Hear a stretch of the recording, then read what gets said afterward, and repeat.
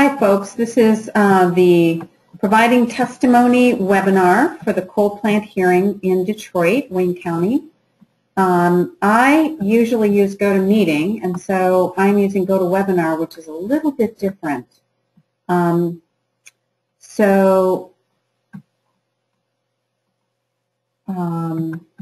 It looks like people have called in for this call as opposed to going online.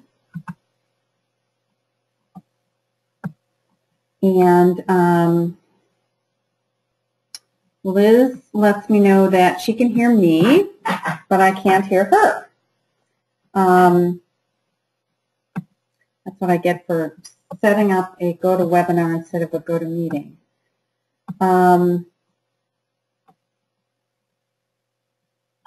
And Liz, have you signed in on the computer? You can type your answer.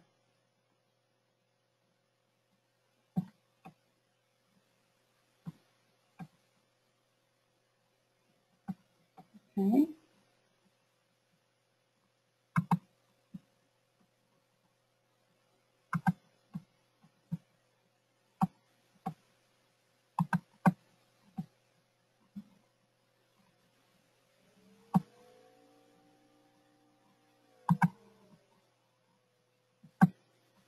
Yeah, usually there's a panel that shows people's names and the ability to unmute them all, and I'm not seeing that.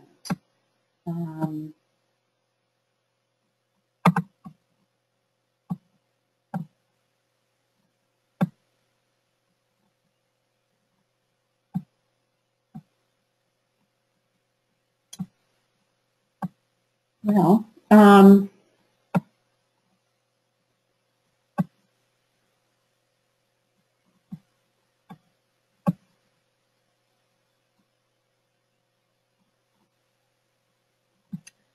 what I think I'm going to do is just roll through the slides, and if people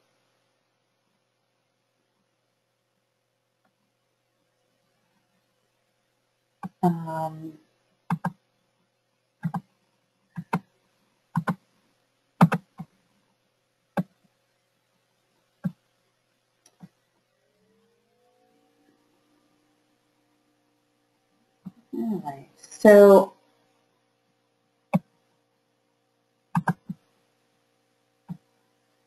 I'm clicking all the buttons.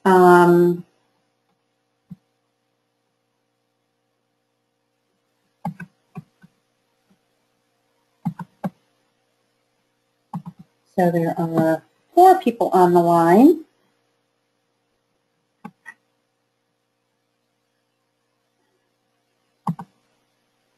And I have the slides up.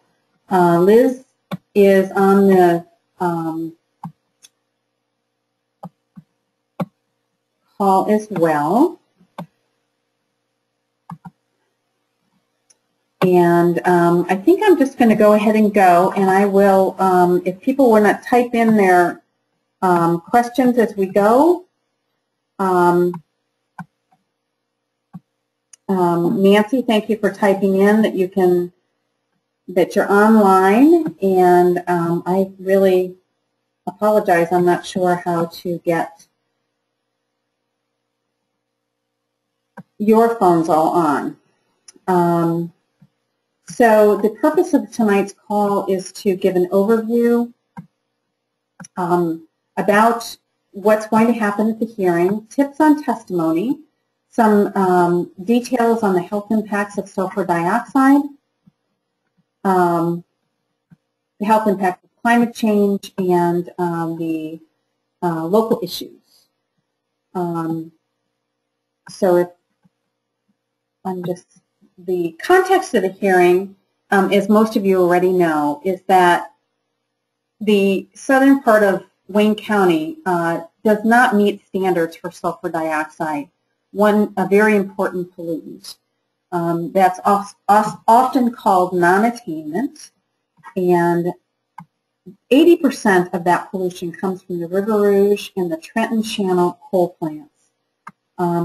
Trenton Channel in particular has been in non-attainment for over the last 3 years. As a result of not being in attainment, the Michigan Department of Environmental Quality is required by the EPA to address the issue and come up with a plan that will reduce the air pollution in that area. Initially, the Michigan DEQ put together a plan for reduction in sulfur dioxide, and then has basically retracted that and put out 2 permits that the DTE has put forward to reduce sulfur dioxide from these 2 plants. Unfortunately, when we read through these permits, they are not putting on new equipment. They have the same or greater levels of sulfur dioxide emitted, and they're not measuring it per hour, which is really the way they're supposed to measure it, because even short exposures to sulfur dioxide can be harmful to health.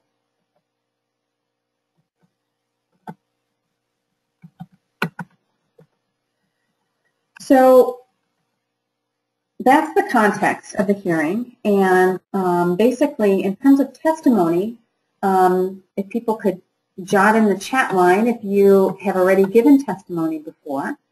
But basically, we are hoping that there will be many people who come to this hearing.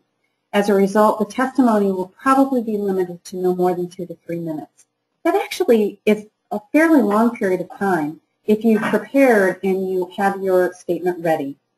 It's really important, actually, to keep the interest of everybody listening, to use short words, to use short sentences, to use your own voice that is in an active voice.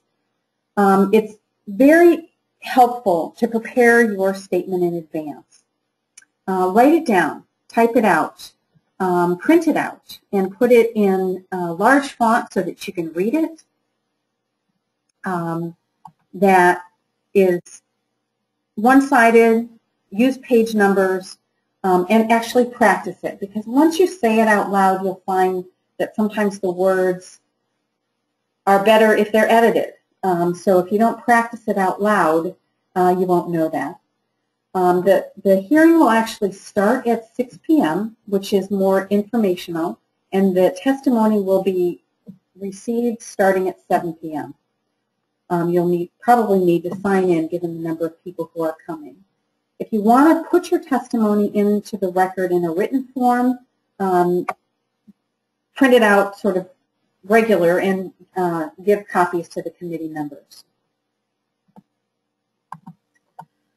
Public testimony is called for, and we really want to thank the Sierra Club and other advocacy groups who have looked at these permits and said, this is not adequate to protect our health. This is not okay for these coal plants to be spewing out sulfur dioxide. And because they opposed the permits and requested a public hearing, this public hearing was required to be held. Doesn't mean they wanted to hold this public hearing. So this is a great opportunity for us to really state what we need to say, that these permits are not adequate to protect our health. So this is just sort of an overview. It's just really important for us to have opportunities like this. And if you can't come or you want friends to make testimony, they can still do it online through Michigan Department of Environmental Quality to try and influence the policy. In terms of what local issues, there are 92 schools in the non-attainment area in Wayne County. Wayne County has extremely high levels of asthma. 14% of children in Wayne County have doctor-diagnosed asthma, and another 7 to 10% more have asthma symptoms that have not been officially diagnosed, but they have asthma. This is one of the most important health issues from sulfur dioxide that exacerbates asthma, sends children potentially to the hospital, as well as other lung conditions. These two plants, particularly the River Rouge plant, is extremely old. The Trenton Channel plant is planning to close 3 of its very old burners that are also older than 46, but continue to use the burner number 9, which is still 46 years old. So in terms of your testimony, it's important to identify yourself. If you represent an organization, you want to state that. If you don't, that's fine. And if you're not part of an organization that you're representing, you don't have to state that. It's good to say if you live in the area, or that you certainly live in Michigan, and what you do. It just identifies you. You always want to state your position, that you're for or against these permits. And it's always great to open with a story, to explain why you care, why you are there talking about this issue. You make your points then against the permits, and then summarize what you want them to do instead. And it's good to restate your position at the end of the testimony, and of course be respectful. Thank the committee for the opportunity to speak in front of them. The power of P's is another way to think about preparing testimony. Think about why it is that your story matters compared to anybody else who might be testifying there. Capture the attention of the people who are listening and include that story arc throughout your testimony. Identify who is at risk. If you care about children, if you care about the elderly, if you care about the health of all the people in this area, or if you want to highlight the climate change component, say who's at risk. It's important to honor the fact that people who work in these regulatory positions really can be the hero. They can help protect our health. We want them to do that. Showing your passion, your level of investment, be authentic in terms of who you are. Let people know why you think that science matters, and paint a picture. So all of those things can be helpful in making your testimony more engaging and powerful. So I just want to spend a moment and mention what are the health impacts of sulfur dioxide. Why does the EPA have regulations to protect our health? Well, first and foremost, it's an acid. So it's not a great chemical. It actually causes acid rain that we've all heard about. Its most commonly noted health effect is that it causes asthma attacks. It causes exacerbations of chronic lung disease. It can increase heart arrhythmias and stroke in those people who are exposed to high levels. It increases premature births in women who are pregnant, and increases premature deaths due to all of these particular health issues and hospitalizations.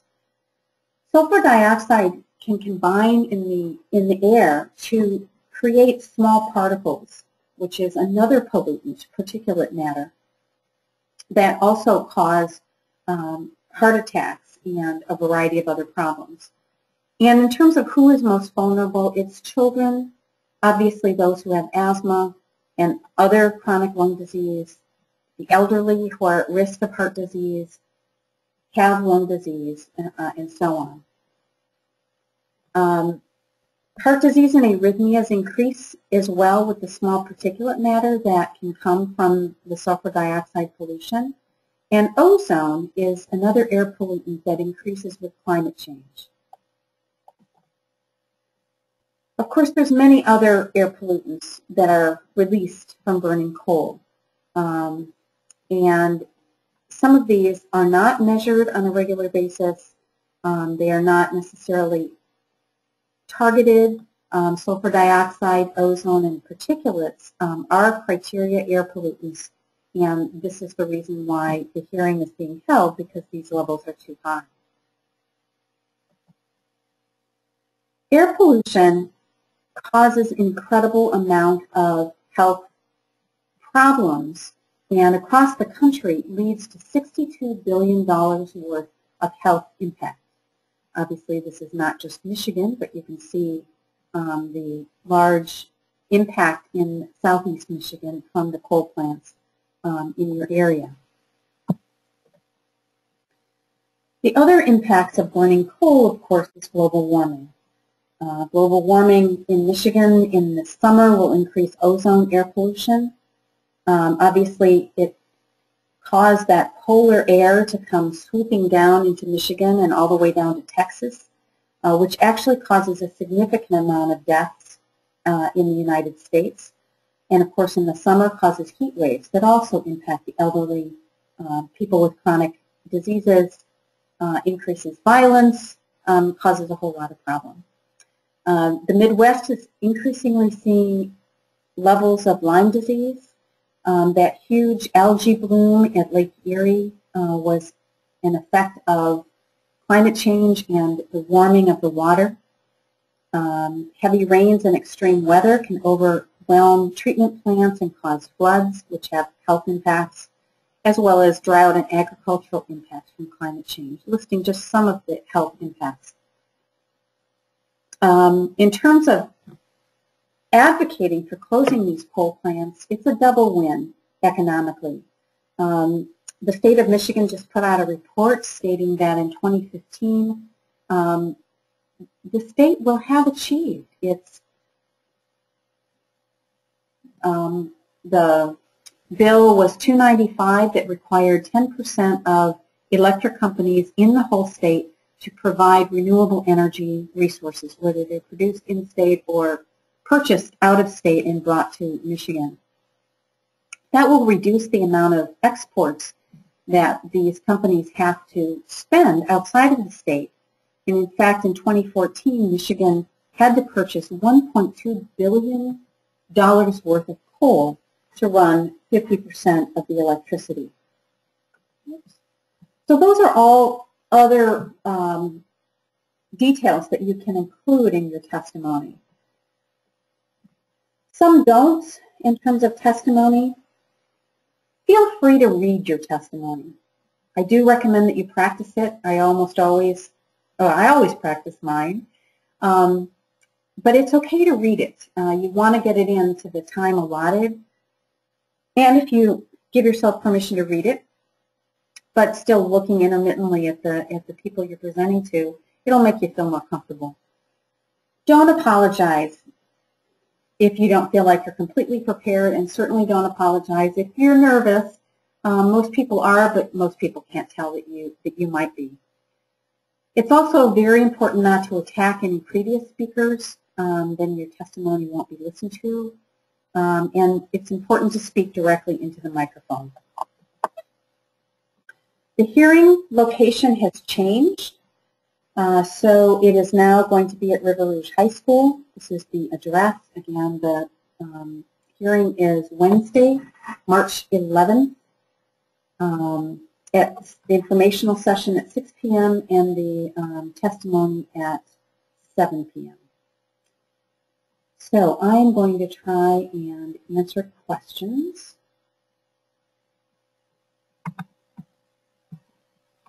And hang in there with me.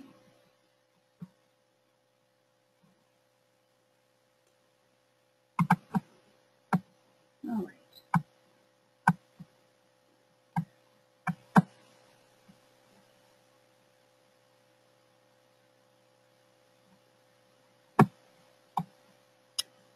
So if people want to type in their questions in the box, I can take your questions and repeat them for everybody.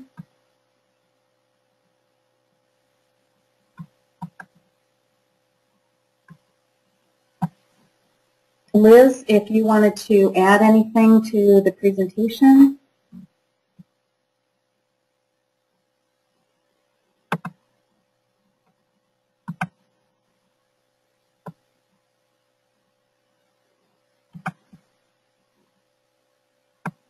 Okay. Absolutely, Natalia. You can have a copy of this presentation if you type in your email. I'd be happy to send it to you. Ellen, you we're asking who we are addressing at the hearing. It's not DTE. It's usually one or two people from Michigan Department of Environmental Quality. Nancy commented, the Michigan Public Service Commission recently released the report claiming Michigan would have an energy shortage in the next few years due to the closure of coal plants, primarily lower reserves. Are there ways to counter that? Well, the public, the governor's program to add 10% of renewable energy to the electricity mix is just the beginning of what could happen. Basically,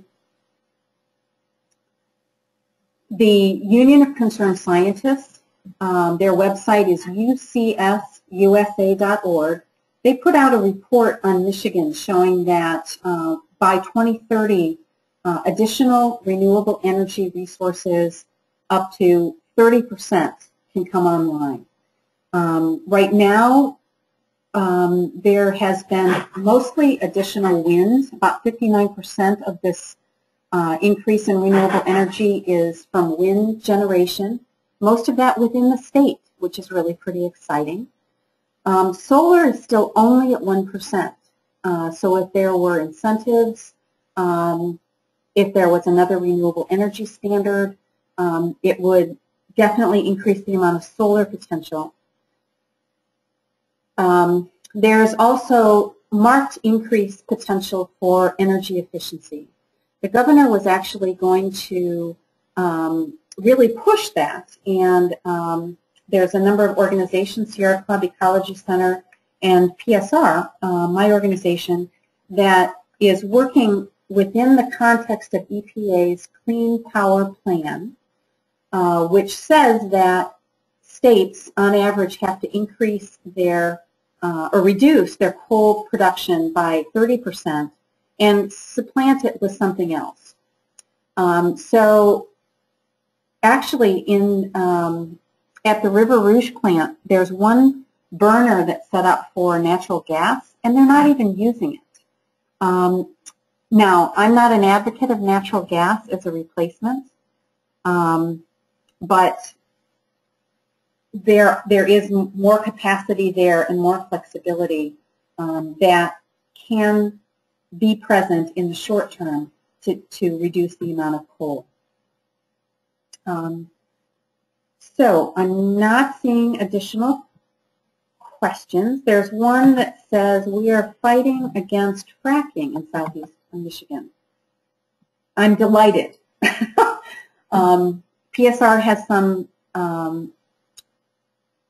handouts on our website on the air pollution and the water pollution issues that can come from fracking. Italia, I'm not sure if you're with a particular group that already has that, but hydraulic fracturing is extremely concerning and is certainly a huge waste of water resources, and the water that comes back out of these wells is very polluted, and you can't run it through a treatment plant and get it clean. So the water has to be trucked or injected down deep into the ground in injection wells, which cause problems in and of themselves. So in Oklahoma, they're seeing increase in low-level earthquakes, which is really bad for structural damages to houses. There's been a contamination of irrigation water in California, where we produce the vast majority of produce that's eaten in this country. So lots and lots of problems with hydraulic fracturing. Other questions? And again, I really apologize. Normally I would have made this a go-to meeting and I would be able to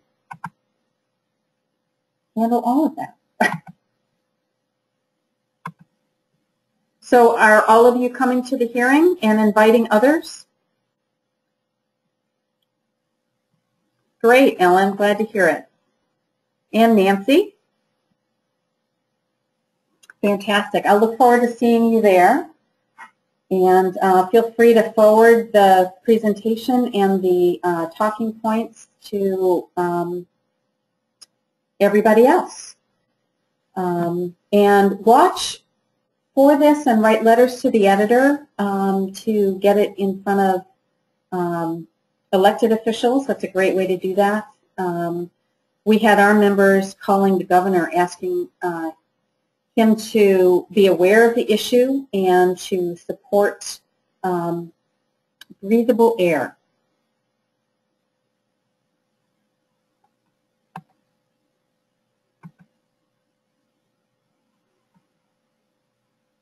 Oh, Liz has another question. How should we dress for this event?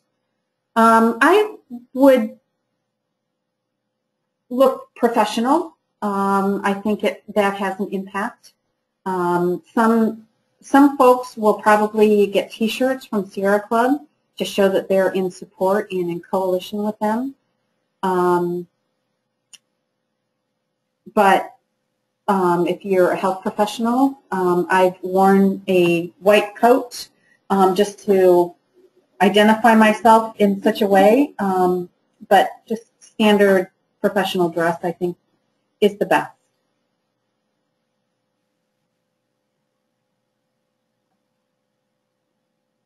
All right. Well, I think that does it for this evening. Thank you all for being on the line. And again, I